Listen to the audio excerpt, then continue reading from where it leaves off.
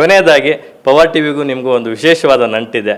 ನೀವು ಪವರ್ ಟಿವಿಯಲ್ಲಿ ಒಬ್ಬ ಎಂಪ್ಲಾಯ್ ಆಗಬೇಕು ಅಂತ ಬಹಳ ವರ್ಷಗಳ ಹಿಂದೆ ಬಂದೋಗಿದ್ದಂಥವ್ರು. ಆ ಒಂದು ಸಣ್ಣ ಮೆಮೊರಿನ ರೀಕಾಲ್ ಮಾಡಿಬಿಟ್ಟು ವೈಂಡ್ ಅಪ್ ಮಾಡೋಣ. ಅಫ್ಕೋರ್ಸ್ ಸೀರಿಯಸ್ಲಿ ಸರ್, ನಾನು ಆಯುಷ್ ಟಿವಿನಲ್ಲಿ ಕೆಲಸ ಮಾಡ್ತಿದ್ದೆ. ಆಯುಷ್ ಟಿವಿನಲ್ಲಿ ಕೆಲಸ ಮಾಡಿ ಎಲ್ಲ ಆಯಿತು. ಇನ್ನೊಂದು ಸ್ವಲ್ಪ ಪಾರ್ಟ್ ಟೈಮಾಗಿ ಸಂಬಳ ಇನ್ನೊಂಚೂರು ಜಾಸ್ತಿ ಆಗಲಿ ಅಂತ ಅಂದ್ಬಿಟ್ಟು ಒಂದು ಪ್ರೋಗ್ರಾಮ್ ಮಾಡೋಣ ಅಂತ ಅಲ್ಲಿ ಎಂಪ್ಲಾಯ್ ಆಗಬೇಕು ಅಂತ ಬಂದೆ. ಆವಾಗ ಅನಿವಾರ್ಯ ಕಾರಣ ಆ ಟೈಮ್ಗಾಗಲೇ ನನಗೆ ಇನ್ನೊಂದು ಆಫರ್ ಬಂದೇ ಬಿಡ್ತು. ಅದು ಇದೇ ಕಲರ್ಸ್ ಕನ್ನಡದಲ್ಲಿ ಕಾಮಿಡಿ ಟಾಕೀಸು. ಆ್ಯಕ್ಚುಲಿ ಒಂದು 4-5 ದಿವಸ ಸ್ಕ್ರಿಪ್ಟ್ ಬರಿತೀನಿ ಆಫೀಸಿಗೆ ಬಂದು. ನಿಮ್ಮ ಬಿಲ್ಡಿಂಗ್ಗಳಿಗೆ ಕೂತ್ಕೊಂಡು 4-5 ದಿವಸ ಸ್ಕ್ರಿಪ್ಟ್ ಬರಿತೀನಿ ನಾನು. ಎಲ್ಲಾಗುತ್ತೆ. ಅವ್ರು ಸಿಕ್ಕಾಬೇಡ ಇಷ್ಟಪಡ್ತಾರೆ, ನೀನು ಹೋಗ್ಬೇಡ ಅಂತ, ನೀನು ಬೇಕೇ ಬೇಕು ಅಂತ ಸಿಕ್ಕಾಬೇಡ ಇಷ್ಟಪಡ್ತಾರೆ. ಅದರಿಂದ ನನಗೆ ನಿಜವಾಗ್ಲೂ ಇದು ನೋಡಿದ ತಕ್ಷಣವೇ ಅರೆ ನಾನು ಕೆಲ್ಸಕ್ಕೆ ಹೋಗಿದ್ನಲ್ಲ ಅಂತ ಅನಿಸುತ್ತೆ.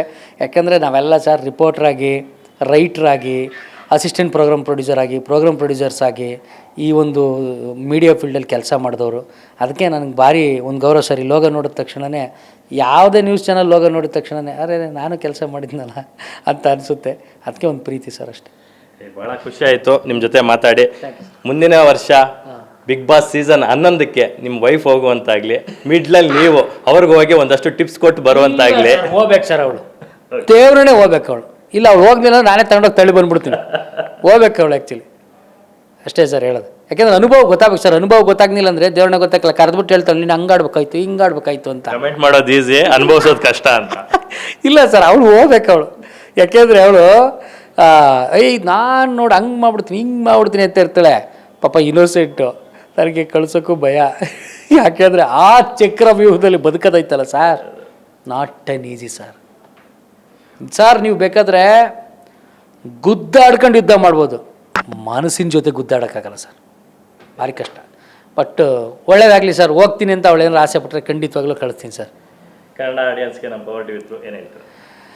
ಕುಲಕೋಟಿ ಕನ್ನಡ ಕಲಾಭಿಮಾನಿ ದೇವರುಗಳಿಗೆ ನಿಮ್ಮ ಪುಟ್ಟ ಕಲಾವಿದ ಸಂತೋಷ್ ಕುಮಾರ್ HG ಅಲಿಯಾಸ್ ತುಕಾಲಿ ಸಂತೋಷ್ ಮಾಡೋ ಅನಂತ ಅಭಿನಂದನೆಗಳು, ಧನ್ಯವಾದಗಳು.